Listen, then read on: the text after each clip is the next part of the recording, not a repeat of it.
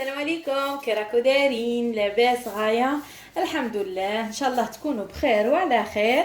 والفيديوهات تاعي ان شاء الله يلقوكم على خير. اليوم راني جيتكم فيديو جديد كما العاده، كما راكو تشوفوا في الفيديو بلي اليوم الوصفه تاعنا هي وصفه تاع الدجاج. اليوم غادي نديرو فخت الدجاج، غادي نديروهم محشيين في الفرن. هنايا الفخت اللي غادي نديروه كما راكو تشوفوا. انا عندي كميه تاع فخت، وانتم تاني تستعملوا الافخاذ على حساب عدد افراد العائله تاعكم.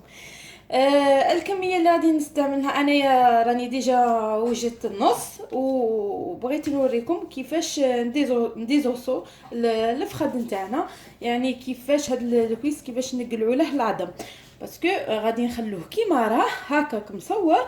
بصح الحشو اللي غيكون الداخل اللي غنقلعوا له العظم. انايا هي طريقه سهله يعني باش تقلعوا بها هاد العظم. تحكموا الدجاج. بالك كيما راكم تشوفوا راكم تقولوا بالك هاد الجلده ولا هاد الشحمه اللي راها باقيه، انا نخليها بالعاني باسكو بيها هي اللي غادي نبلعوا كي نديروا الحشوه بهاد الجلد، هو اللي غادي نبلعوا به داك الدجاج. تحكموا الدجاج تاعكم، تغسلوه بالماء والملح والليم، تغسلوا الدجاج تاعكم مليح. من بعد نحكموا الدجاجه. انا باش غادي عفوا الفخذ ماشي الدجاجه، انايا غادي نستعمل المقص. انا دائما المقص هو اللي يساعدني باش نديزوسي، وعندنا السكين. غادي تحكموا كاين هاد العظم اللي يجي هنا، هي سهله ما غاديش تدي منكم، يعني غادي تبقوا غير بيديكم وتهودوا فيها كيما هكا، غير بيديكم وتهودوا. هنايا كيما راكم تشوفوا كاين باش ما يلصق لكمش، تبقوا بالسكين هكا، بالسكين باش تسهل لكم العمليه. هكا بالسكين، هاي كيما راكم تشوفوا هو العظم يبان باش ما يبقاش اللحم لاصق. تبقوا هكا تكرفطوا، هاو كيما راكم تشوفوا هذا هو العظم. دوك نبقوا هكا بهذه المرحله، تبقوا هكا تهودوا. كي تجي هنايا في الوسط راها شويه صعيبه. شندير انا غير بالمقص، نحكم غير المقص نتاعي ونبدا نقطع فيها هكا، وتبدو باش تجيكم سهله. هيا هكا تبدو تمقصوا هكا حتى تكملوا كاع، حتى تشوفوا العظم صاي يبقى يبان. هو انا قلت نخدم واحد قدامكم باش نوريكم العمليه، باش تعرفوا بلي العمليه ماشي صعبه. هكا هيا كما راكم تشوفوا، انا هنا هكا راني نقطع. ما عندكش مقص تقدري غير بالسكين وتبدي تقطعوا. ها هو ونزيدوا منا اللي جاي على الداخل تاني.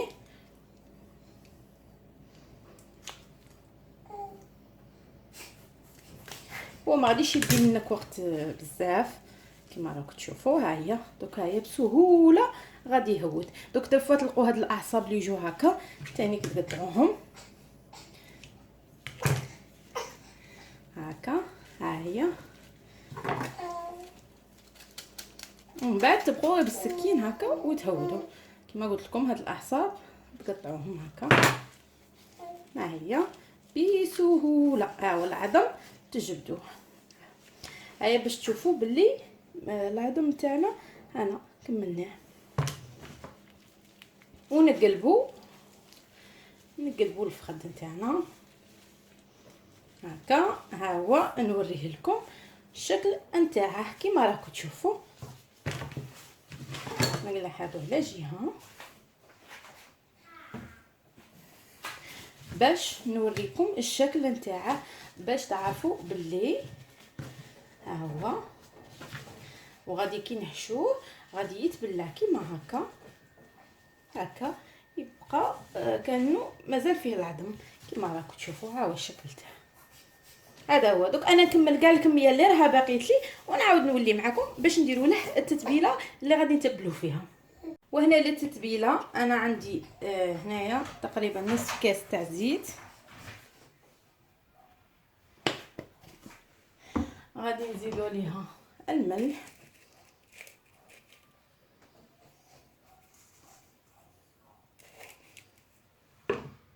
ونديرو ثوم جاف. ما عندكمش ثوم جاف تقدروا تستعملوا ثوم عادي مرابي، رابو الثوم واستعملوه. غادي نديرو فلفل اسود،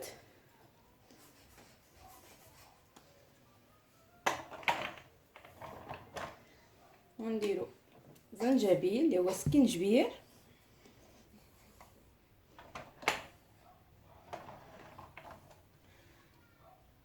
كركم،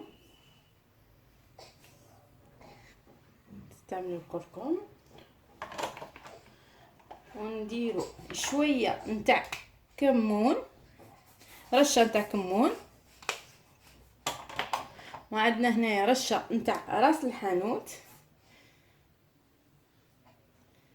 هكا، وعندنا الفلفل الاحمر بابريكا.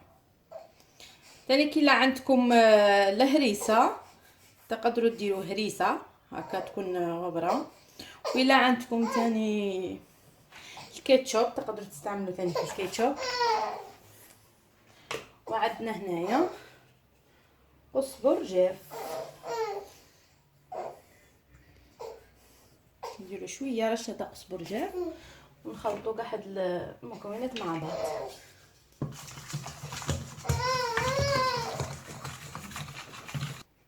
وهنا نجيب داك الدجاج اللي كاع قلحت له داك العظم كما شفتوا، وغادي نديروه هنا في هاد التتبيله، نخلوه يتشرب مليح. قلت لكم تستعملوا الدجاج على حساب عدد افراد العائله تاعكم. هكا دروك تبلوا كاع داك الدجاج هكا. تقدروا تاني تستعملوا صوص الجيريان ولا صوص ساموري تاني تمد طعم الشباب هكا. وهنايا تخلوه هاد الدجاج يترقد، شحال ما خليتوه شحال ما ياخذ هذيك ديك التتبيله، شحال ما يجي الطعم تاعها شباب. تقدروا ما عندكمش الوقت تقدروا تخلوه غير نصف ساعه ولا ساعه. دوك انا غادي نغطيه ونخليه يريح، ومن بعد نوجدوا الحشو مع بعض. وهنا للحشو اش عندنا، انا عندي هنايا لحم مفروم، وعندي هنايا كميه من المعدنوس، وعندي حبه بصله مربيتها ربوها، حبه بصله صغيره ربوها. انا المعدنوس ما عنديش بزاف، عندي غير كان شويه في الكونجيلاتور. غادي نخلط كاع هادو مع بعض. انا ما غاديش ندير كاع هاد الكميه نتاع اللحم المفروم باسكو عندي كميه كبيره، غادي ندير غير نصف الكميه. ونديروا لها التوابل، نديروا الملح،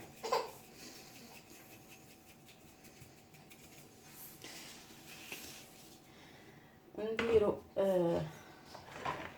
فلفل اسود، نديروا زنجبيل،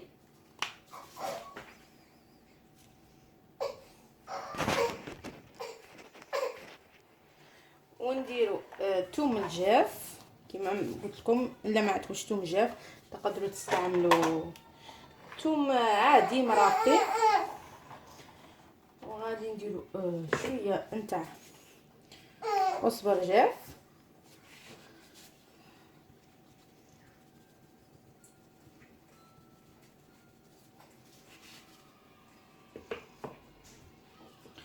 ونديروا الكركم، ودرك نزيدوا الفلفل الاحمر.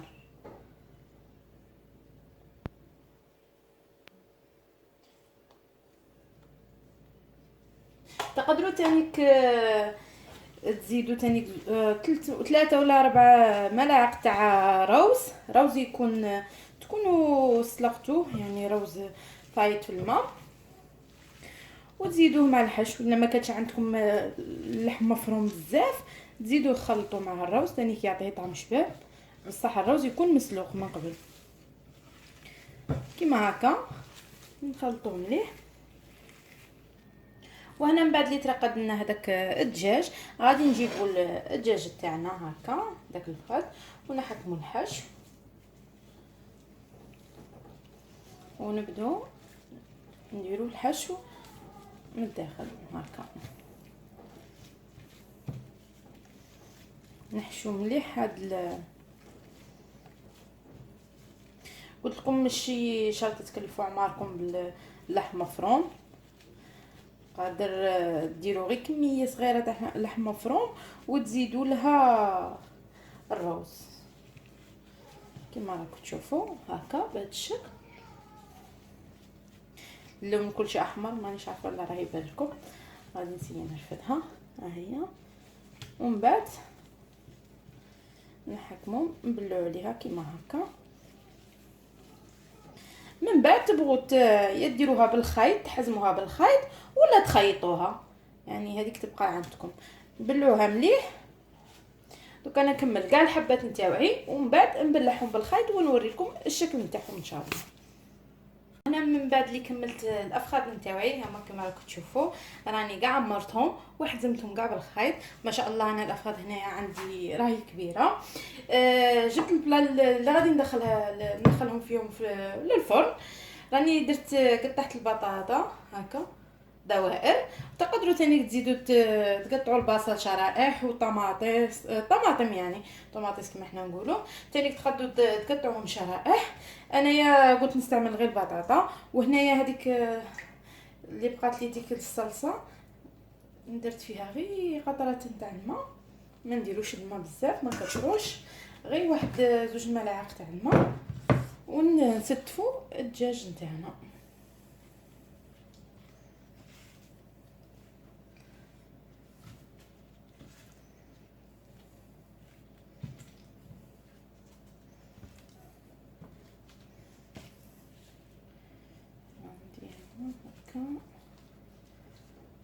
كما قلت لكم الدجاج يبقى على حساب عدد افراد العائله. هذا هو الشكل انتهى. ونغطوا البلا تاعنا. وهنايا كما شفتم بعد اللي استفتهم هكا، دوك نحطهم ورق الطبخ ونديروه كيما هكا.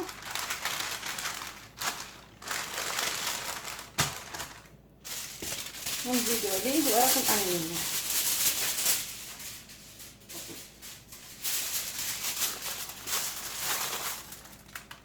هاي كما راكم تشوفوا. من بعد اللي غطيت البلا تاعي دوك ندخلوه للفرن 200 حتى 220 درجه، نخلوه حتى اللي تشوفوا الدجاج تاعكم طاب.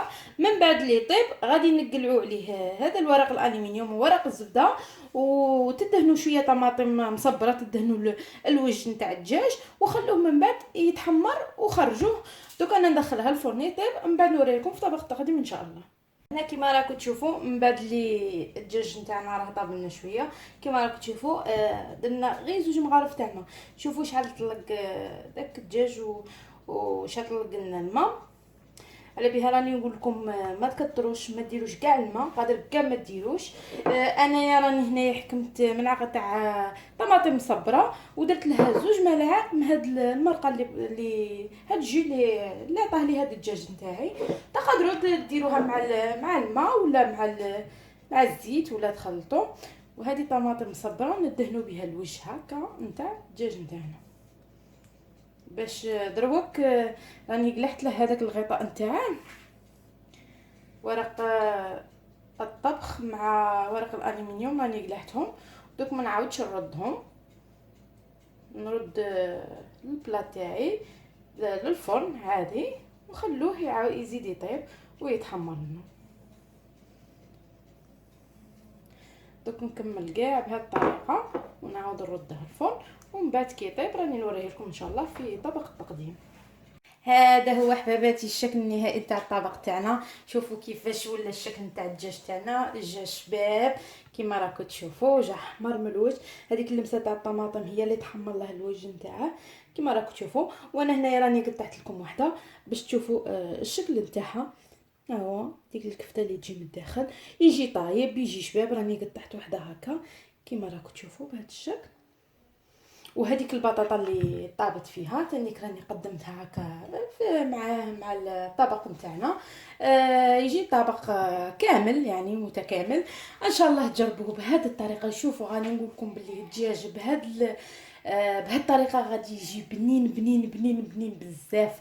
ان شاء الله جربوه يعجبكم، وقولوا لي في لي كومونتير كيفاش جاكم. وما تنسوش تبارطاجوا الفيديو في مواقع التواصل الاجتماعي مع العائله والاحباب والاصدقاء، وديروا لنا لايك للفيديو، دعموني خوتي خواتاتي بلي لايك، وفعلوا الجرس باش يوصلكم كل ما هو جديد، واشتركوا في القناه الا مازال ما اشتركتوش، ديروا لنا ابوني للقناه اسفل الفيديو. ونقول لكم نخليكم ان شاء الله على خير، ونتلاقوا في فيديو جاي، ومع السلامه.